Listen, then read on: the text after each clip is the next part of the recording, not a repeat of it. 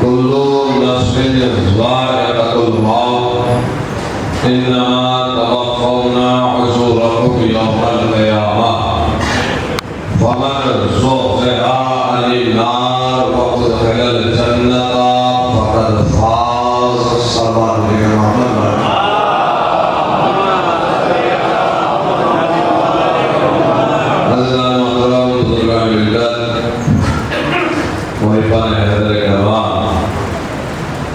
इंतहाए वाजिबुल एहतराम उलमाए किराम और बुजुर्गाने कौम, एक मरहुमा के साले सवाल के लिए इस मजलिस से अदा का इनेकाद किया गया। लिहाजा अव्वलन मकाम दुआ है कि परवरदिगार आपने तो फैल चाहत मासूमीन अलैहिस्सलाम मरहुमा को जवाब आलिमा में जगह इनायत फरमा, मरहुमा के दर्जात आलिया में इजाफा फरमा, मरहुमा के और हाज़िरीन मजलिस के मरहुमीन के दर्जात आलिया में इजाफा के लिए अज़मत मोहम्मद वाले मोहम्मद पर बरकत सलावत।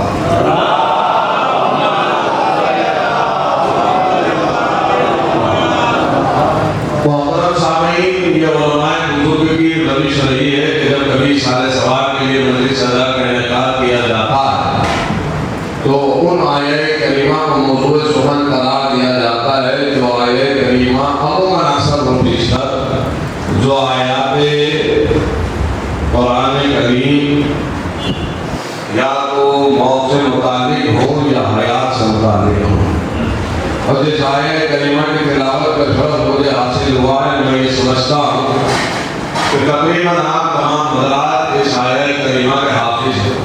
न जाने कितनी तकारीर, न जाने कितने मफ़ाहीम, कितने उलमा, कितने खुतबा, कितने ज़ाकिरीन से उनके ज़ाविये, उनकी रिवायात और तारीख़ का पस मंज़र आपके ज़हन इलाहिया में महफूज़ है। इरशाद इलाहिया बिस्मिल्लाहिर्रहमानिर्रहीम, कुल्लु नफ्सिन ज़ाइक़तुल मौत, हर नफ्स को मौत का ज़ायक़ा। तो ये एक ऐसी हकीकत है कि जिस पर इंसान को सिर्फ यकीन नहीं बल्कि यकीन कामिल है। यकीन होना और है और यकीन कामिल होना, हर इंसान जानता है कि उसे मरना है और अब तो जिंदगी की इस माहौल में यकीनी तौर पर कोई वक़्त, कोई औकात, कोई हैसियत रही नहीं। इसलिए कि हमने अपनी आंखों के सामने ऐसे जवानों को जाते हुए देखा है कि जिनके बारे में अभी तक यकीन नहीं होता कि ये हमें छोड़कर चले। तो इशारे इलाही है, हुक्म इलाही है। कुरान मजीद में ये टुकड़ा 3 मरतबा नाज़िल हुआ है।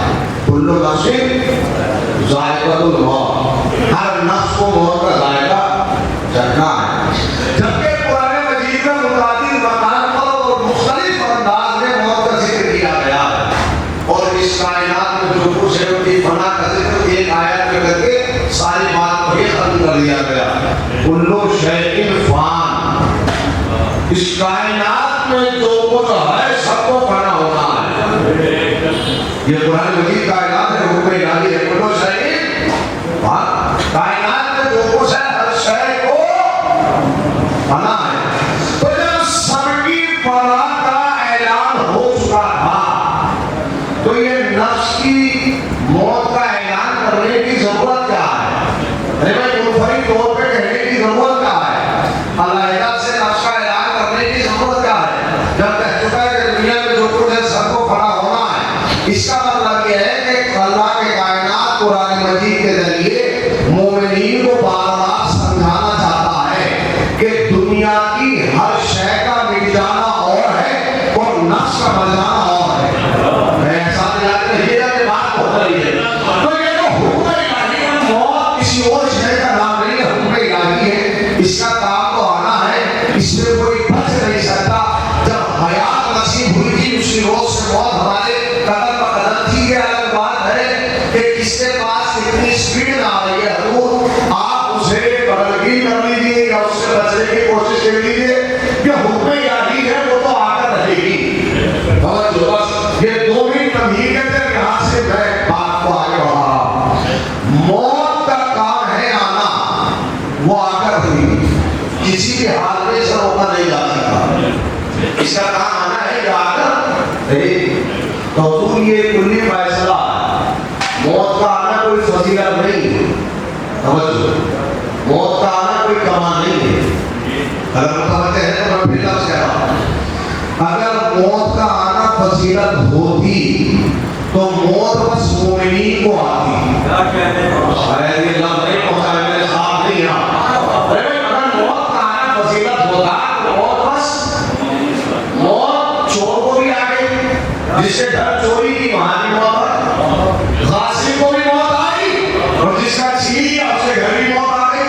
मैं समझ कीजिएगा, बेनमाजी को भी मौत आई, नमाजी को भी मौत आई, दीनदार को भी मौत आ रही है, और बेदीन को भी मौत आ रही है। इसका मतलब है उसका आना कमाल नहीं है। समझो, जब सब एक ही खाने में है तो इसका मतलब है उसका आना फजीलत नहीं है, उसका आना कमाल नहीं है। हजूर कैसी बात कर रहे हो, इतने साल तक जिंदगी गुजारी, उसका क्या फायदा? कभी बात आगे तो सुनो, मौत का आना कमाल नहीं है, फिर कमाल ये है, और फिर उसके बराबर बात हो जाए। हजूर उसका काम है आना, वो आकर रहेगी तो हम मर जाएंगे, मरना कमाल नहीं है, फिर इतने साल तक जिंदगी गुजारी, उसका क्या फायदा है? उसका फायदा है, फायदा क्या ये है, मर जाना कमाल नहीं है, कमाल ये है कि मरा कैसे जाए। नहीं, मेरे साथ नहीं है। अरे मर जाना कमाल नहीं है, कमाल ये है कि मरा कैसे जाए। और हजूर अगर लाख शुक्र के सजदे भी अदा किए जाए तो कम है, इसलिए कि उसने हमें ऐसे कबीले में पैदा किया है कि जिसके रहबरों में मरना भी सिखाया है, वो जीना भी सिखाया है। इस सलावत है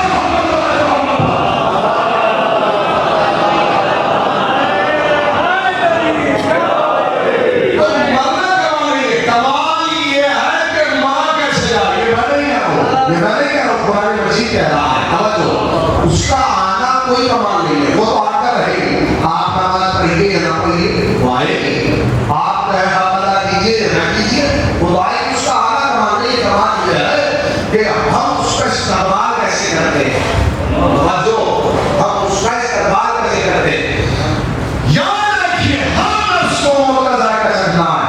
कुरान की आयत आगे पढ़िए, इन्नमा तवफ़्फ़ूना अजरकुम यौमल क़यामह। और याद रखो, इन मरने वालों को कयामत के दिन उनके आमाल का अजर दिया जाएगा। यौमल क़यामह, कयामत के दिन उनके आमाल का अजर दिया जाएगा। अजर का नसीब होना है कयामत के दिन। अच्छा, अजर पाने का भी कमाल नहीं है, इसलिए कयामत के बाद भी अल्लाह ने दो मरहले रखी। एक मरहले का नाम जन्नत है और एक मरहले का नाम दोज़ख है।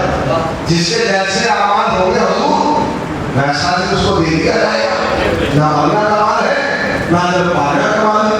मामूद भी ये तो हमने पहले यहाँ जिंदगी गुजारी, फिर आगे में बरस में जिंदगी गुजारी, उसको नतीजा हासिल हो। कहा देखो, ना मरना कमाल है, ना जब पाने का कमाल है। फौरन जोर से हाँ अमीन ना, इन मरने वालों में से और अजर पाने वालों में से हम जो अमीन ना, अल्लाह हमें से दोज़ख से बचाएगा, बहुत खैर जन्नत, और जन्नत में दाखिल करेगा। फकत फास, बस वही कामयाब होगा। इसका मतलब ये हजूर मरेंगे सब, मरना कमाल नहीं, फिर कामयाब कौन होगा? इन मरने वालों में से फकत जो है आमीन ना, अल्लाह हमें से दोज़ख से बचाएगा, और खैर जन्नत, और जन्नत में दाखिल करेगा। फकत फास, बस वो कामयाब होगा। कौन होगा कामयाब? हजूर जो जन्नत में जाएगा, वो क्या कहलाएगा? कामयाब। हम उधर हैं, शुक्रगुज़ार होकर तुम लोगों के दरमियान खिताब कर रहा हूं। कामयाब वो होगा जो जन्नत में चला जाएगा। ये मैं नहीं कह रहा हूं, कुरान मजीद कह रहा है, हुक्म इलाही कह रहा है। हजूर वो होगा कामयाब जो जन्नत में चला जाएगा। इन मरने वालों में से जिसे दोज़ख से बचा लिया जाए, बहुत खैर जन्नत, और जन्नत में दाखिल हो जाए। फकत फास, बस वही कामयाब है।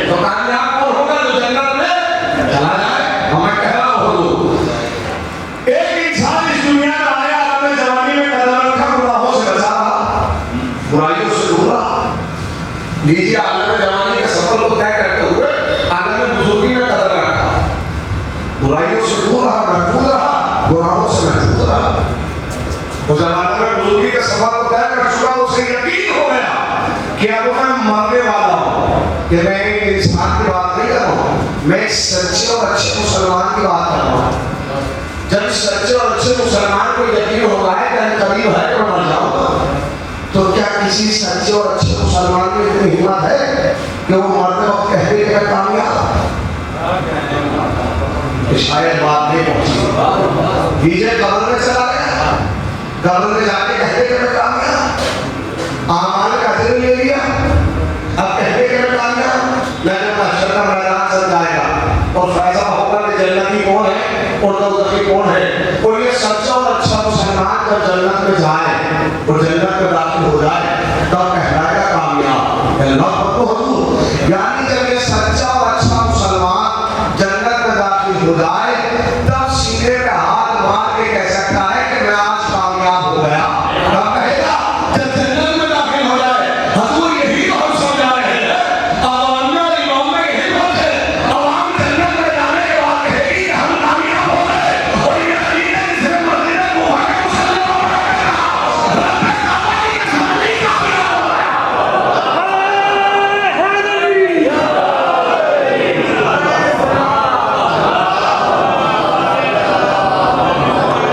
या अली ने मस्जिद कुफा के हराम में पीछे हुए मुसल्ले पर ज़रूरत रखने के बाद कहा रब्बे काबा की कसम,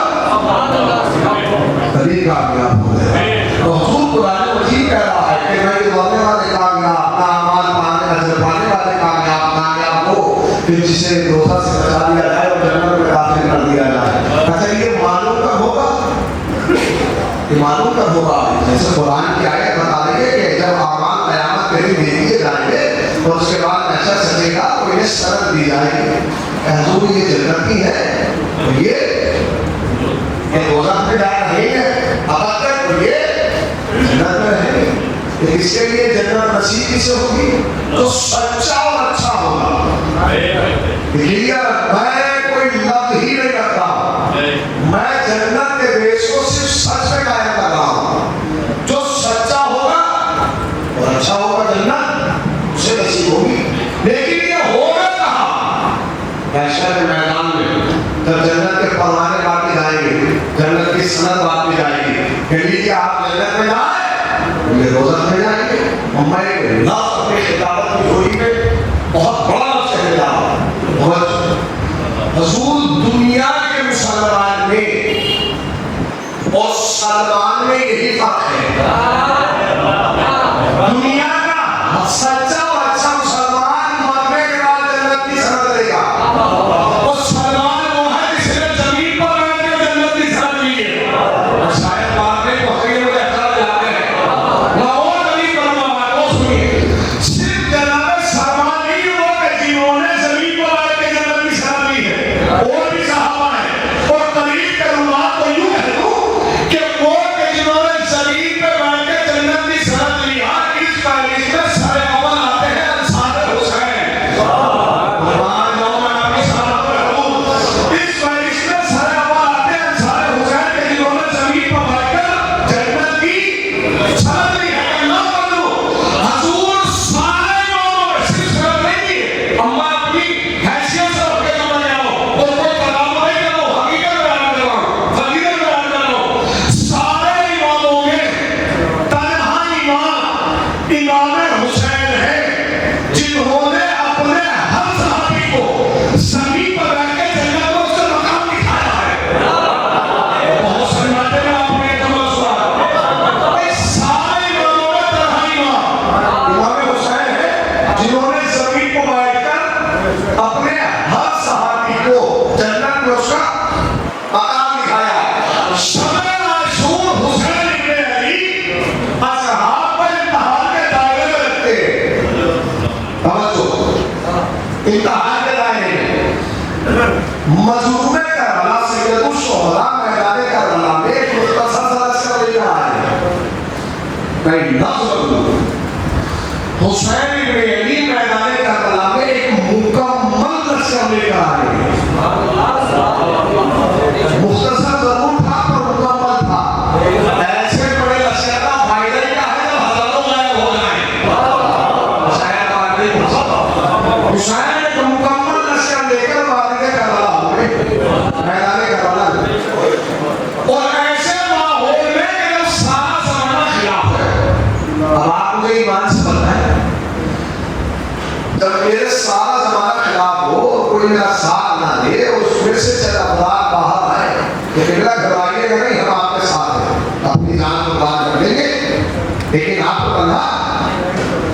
और मैं उनसे ये कह दूं कि मैं पहले आपका इम्तिहान लूंगा, तो आने वाला क्या कहेगा?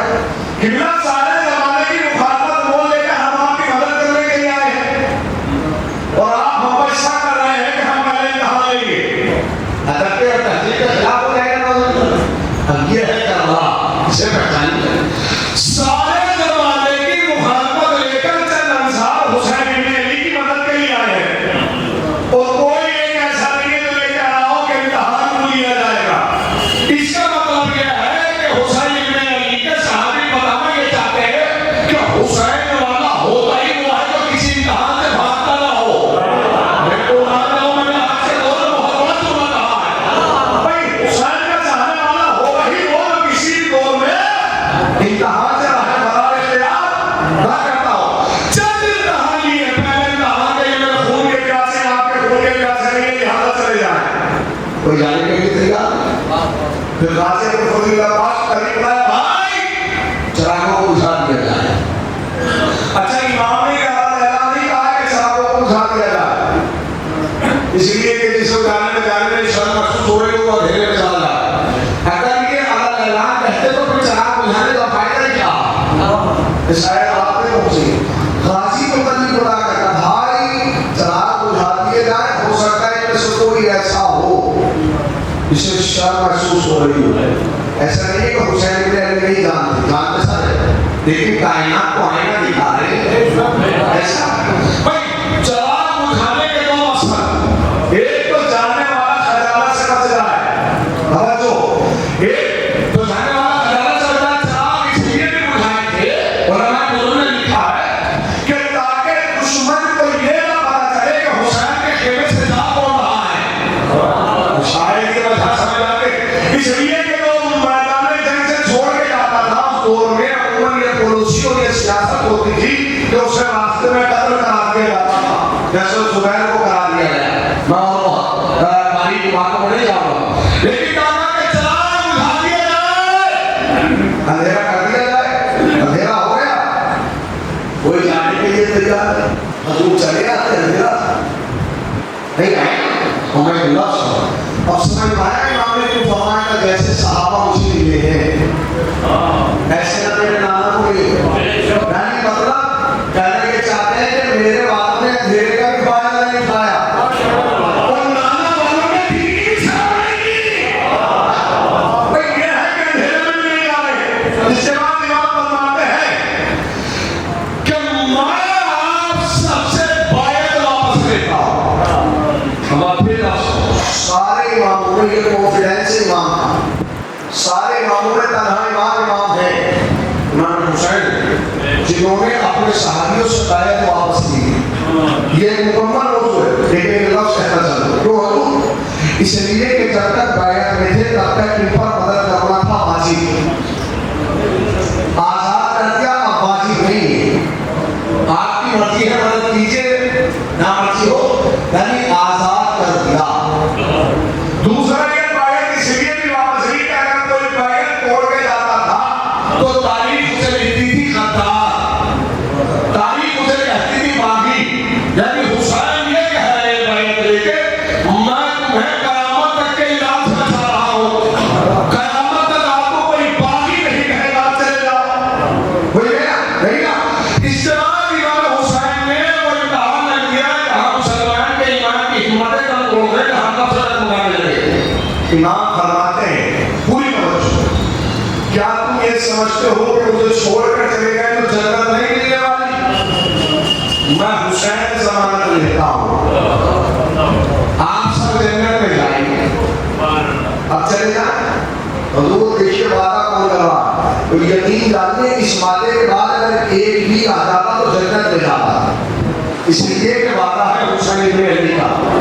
अरे जो बचपन का वादा निभाने के लिए बुजुर्गी का इंतजार कर रहा हो, तो जो आदमी बुजुर्गी का वादा कर रहा हो, ईमान क्या फरमा रहे हैं, मैं जमानत लेता हूं कि आप सब जन्नत में जाएंगे। अब चले जाए, अरे जन्नत मिल गई कि आप चले आते। दुनिया भर का मुसलमान जमानत दे रहा है कि जन्नत नहीं जाए, जमानत मिल गई थी, बाकी की जिंदगी हर के साथ गुजार दे। ये जन्नत मिलने के बाद क्यों बोल रहे हैं? यानी इंसान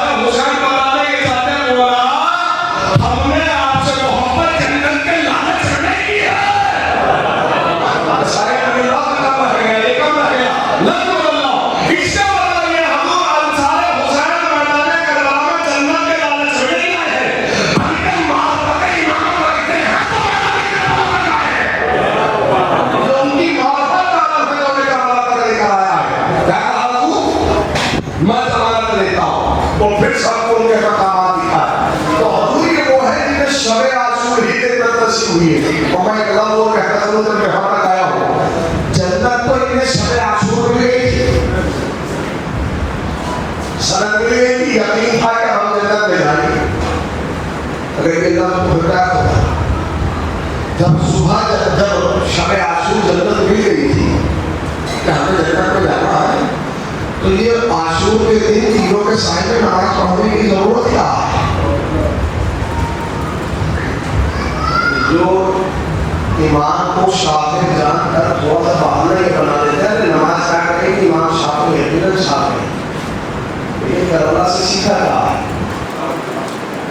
जन्नतों में शब आशूर मिल गई थी, तो कहना चाहिए ना, बोला जन्नत में सब जाएंगे, नमाज पढ़ने की जरूरत क्या है?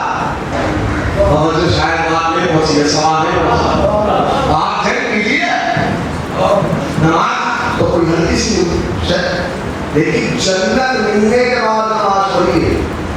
जन्नत मिलने से पहले नमाज पढ़ना आसान है।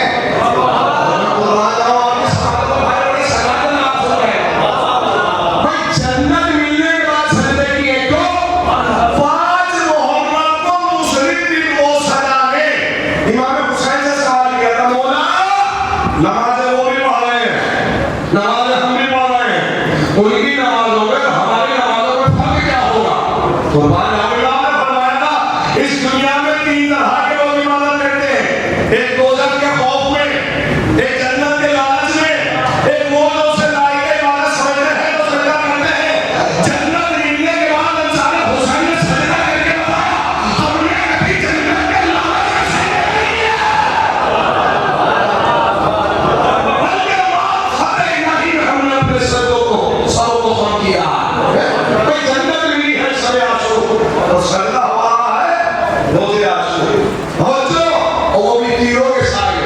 लेकिन अपने जज्बात को संभालिएगा, ये जो गोशा भरने जा रहा हूँ मसाइल का गोशा, लेकिन मैं ये चाहता हूँ कि करबला को एक लम्हे के लिए दिल को संभाल के सुनिए, गिरिए में काबू कीजिएगा। मैं जो लफ्ज़ कहना चाहता हूँ, शब आशूर इमाम क्या कह रहे हैं? चले जाओ, चराग उठाइए, चले जाओ, बैग वापस ले ली, चले जाओ, जन्नत ले ली, चले जाओ। ये किससे कह रहे हैं? अंसार हुसैन के मददगार से, वो जो मदद करने आए उनसे क्या कह रहे हैं? चले जाओ, चले जाओ। देखिए सवाल रख रहा हूं, वो मददगार के दिल जिनसे ईमान ले जा रहे थे, चले जाओ, चले जाओ, चले जाओ, चले जाओ। जब रोज़े आशूर वो सब शहीद हो गए, तो इमाम असर के मैदान में खड़े होकर फरमाए, हल्दी नासिर है, कोई तो मेरी मदद किया। मैंने कहा अपने दिलों में काबू रखिए, वो सवाल सुनिएगा, करबला की हकीकत आपके घरों तक पहुंचा रहा हूं। कल वो शख्स जो अपने मददगारों से ये कह रहा था, चले जाओ, चले जाओ, चले जाओ, मैंने कहा सिर्फ जज्बात की रूह से नहीं, अगले के जाविये पे सवाल हो रही है। कल वो शख्स जो अपने मददगारों से कह रहा था कि चले जाओ, जन्नती चले जाओ, आयती, यानी कि इमाम ये बताना चाहते हैं कि आप मददगार एक चीज बहुत अच्छा।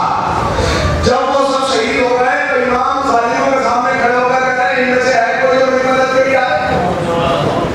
इमाम आप भी जानते कि इनमें से कोई नहीं आएगा, इसलिए ये जो आगे वाला था उसका रास्ते से पहले आ गया।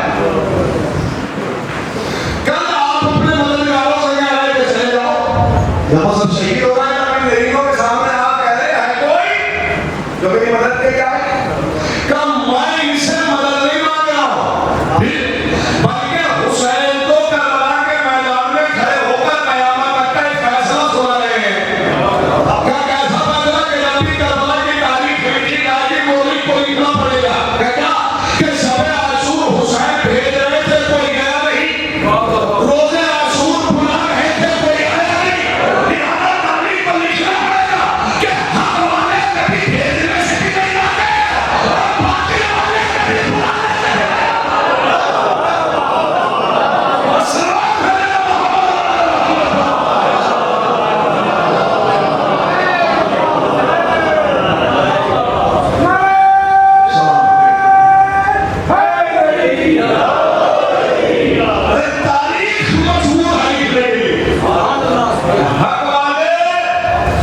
किसी भी मरहले में छोड़ के नहीं जाते, और बाकी वाले कभी बुलाने से भी नहीं जाते।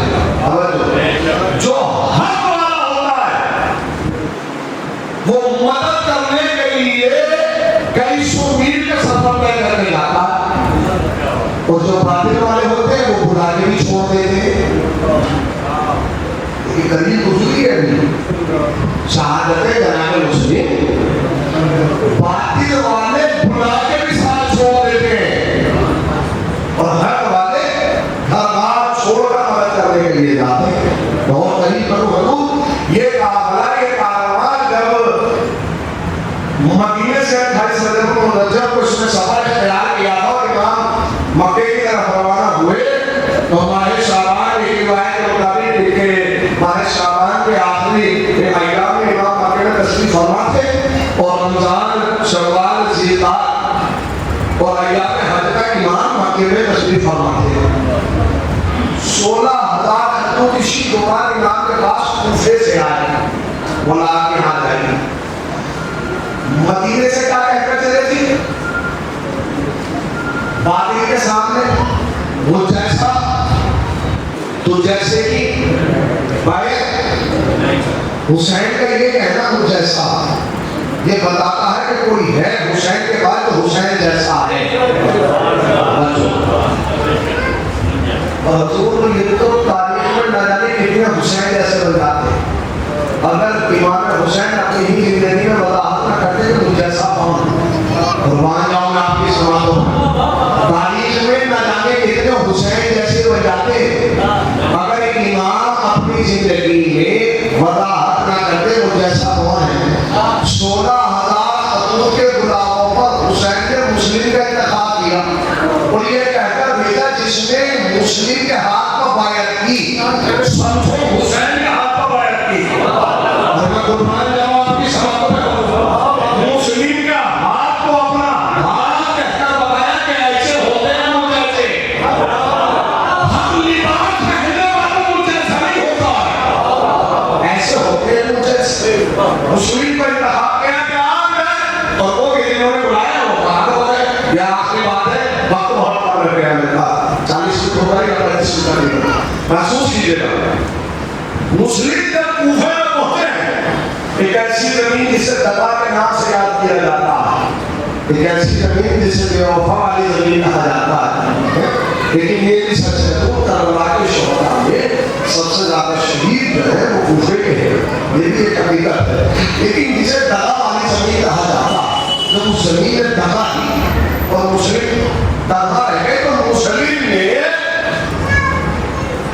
अपनी पढ़ा ली है जनाबे हानी इब्ने उर्वा के मकान में, नबी के बुजुर्ग सहाबी हानी इब्ने उर्वा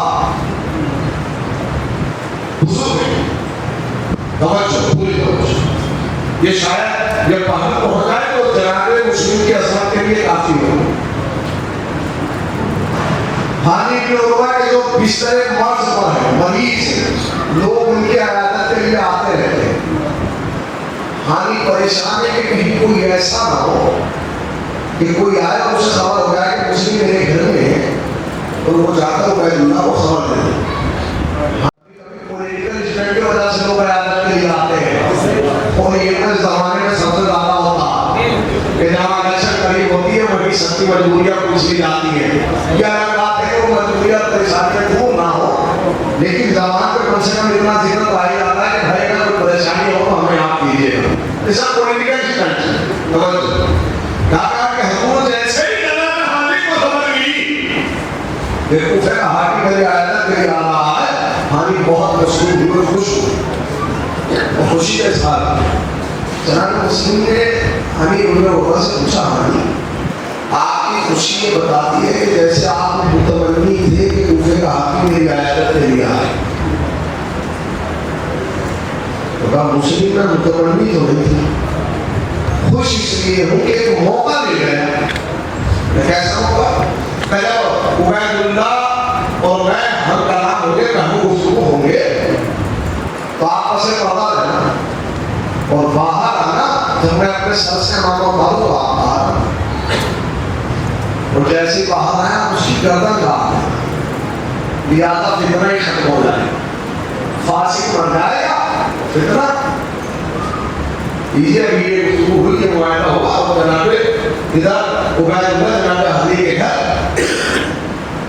अयादत के लिए पहुंचे। उसके बसे पड़ा था हारी में गुफ्तगू के दौरान अपना नाम होता और पर्दे की तरफ उसने भेजे बाहर नहीं आए पूरी मुस्लिम है बाहर नहीं आए।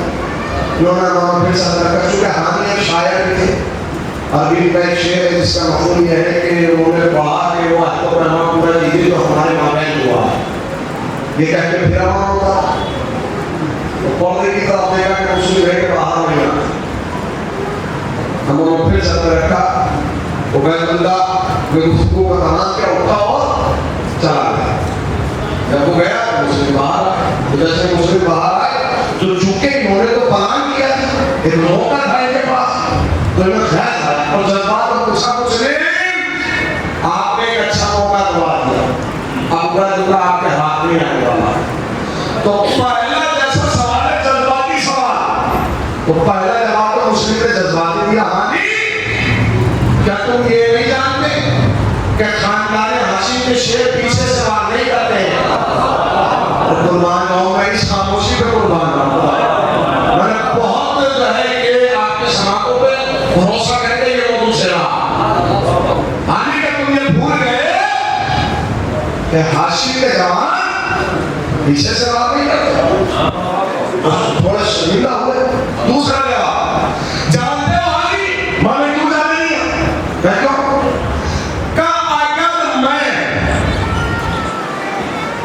जुबले के खुदा के रास्ते कत्ल कर देते, अगर उबैदुल्लाह को कत्ल कर देता तो करबला की जमीन पे काबिज हो जाती। शायद मैं बात नहीं बोल सकता, लफ्जों को रास्ता अगर मैं उबैदुल्लाह को कत्ल कर देता तो करबला की जगह बदले की जगह हो जाती। क्या कैसे? उबैदुल्लाह को कूफे का हाकिम, किसका यजीद का, और फिर अपने सीने में हाथ रखा, मैं कौन? मुस्लिम। किसका? ज़मीर हुसैन का। अगर मैं कत्ल कर देता तो यजीद ये कहकर बदला लेता, हुसैन तेरे ज़मीर ने मेरे गवर्नर को कत्ल किया है, लिहाजा बदला लिया जाएगा। कुर्बान जाऊं मैं आपकी समानत का सलाम और बदला की जगह बदले की जगह हो जाती, और अगर बदले की जगह हो जाती तो हुसैन का मसला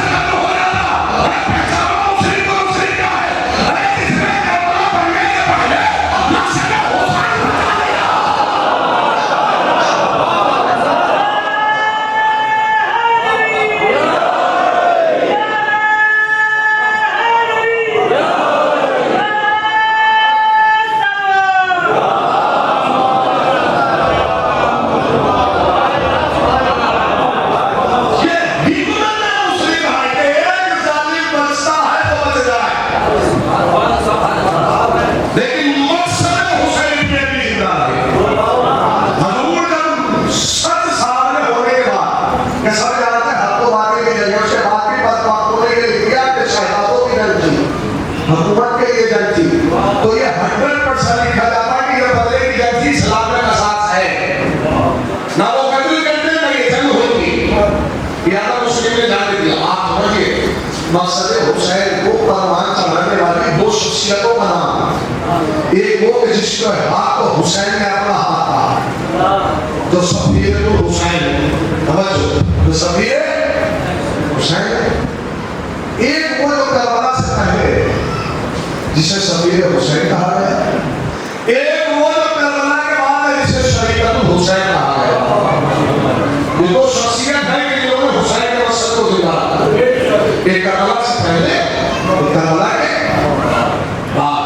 वो जो आलिमा बैल मुअल्लिमा है, वो जो शरीकतुल हुसैन, वो शेर भी जिसने जालिमों के सामने सर न झुकाया, बल्कि जालिमों के चेहरों से नकाब छीन,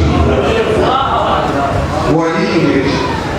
मैं दो बार पढ़ना इसके पढ़ूंगा कि इस सारे सवाल की मजलिस से मैं मसाइल बहुत देर पढ़ने का आदमी नहीं हूं, लेकिन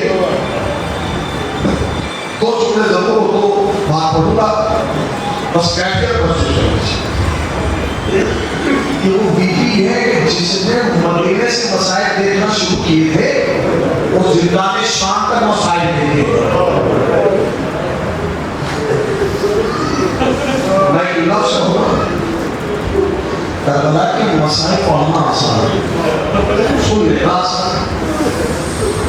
अब मुझे आप ईमान से बताएं, यहाँ कोई ऐसा नहीं है जिसने करबला के मसाइल अपनी आंखों से देखे। उलमा से सुना है या किताबों में पढ़ा है? हमने उलमा से सुना है, असातिज़ा से सुना है या किताबों में पढ़ा?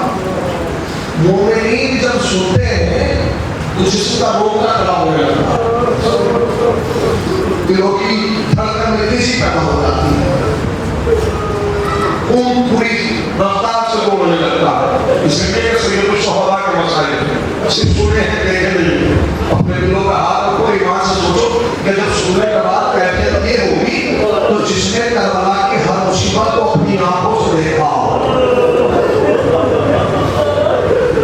उनके दिलों की कैफियत करते जाएगा।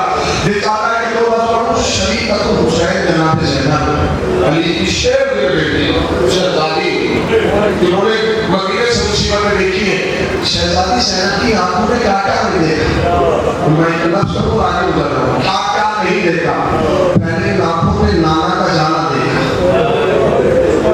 मैं बहुत बहुत तवील मसाइल में पढ़ूंगा जा रहा हूँ, मैंने कहा बहुत तवील मसाइल में, इन आंखों में क्या क्या नहीं देखा। पहले शहजादी ज़ैनब की आंखों में नाना का जाना देखा, फिर इन आंखों में क़यामत का मंजर देखा। नाना के बाद अम्मा के पहलू पे जलता हुआ दरवाजा देखा। शहजादी ज़ैनब की आंखों में वो इसका आवाज़ सुना, निज़ाम मेरा मौत चिल्ला रहा। शहजादी अम्मा का नमाज पढ़ते वक्त पहलू पर हाथ देखा, चक्की चलाते वक्त पहलू पकड़ते हुए अम्मा का जाना देखा।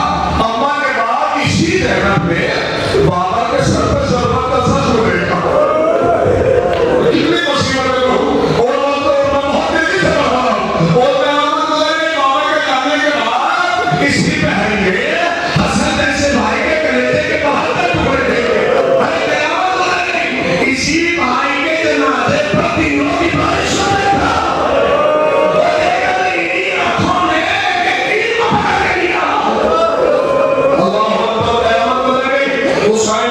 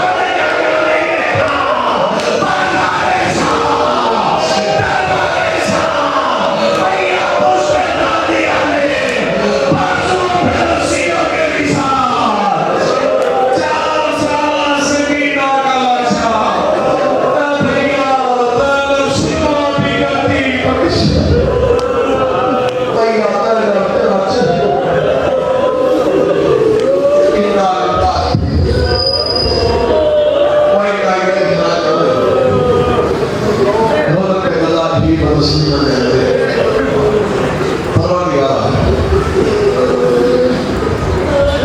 तुझे वास्ता मोहम्मद वाले मोहम्मद का हमारे इस मुख्तसर से जिक्र और मुख्तसर से दूसरे को शर्फ मकबूलियत परवरदिगार तुमने जो भी सवाब इस इबादत का मुकर्रर फरमाया चाहे वासिया नामी की सूरत हो या नज़्म और नस्र की सूरत हो जिक्र की सूरत में हो समात की सूरत परवरदिगार तुमने जो भी सवाब इस इबादत का मुकर्रर फरमाया वो मखदूमा के दर्जात आलिया में इजाफत का सबक था परवरदिगार जो वास्ता मोहम्मद वाले मोहम्मद का हाजिर मजलिस में मखदूमीन को और मखदूमा को जवारे आइमा की जगह है परवरदिगार ज़माने के हालात साजगार नहीं माहौल बहुत बुरा शोर है एग्जाम में रजा कदीर परवरदिगार ये हालात साजगार नहीं लेकिन तुझे वास्ता सैयद शुहदा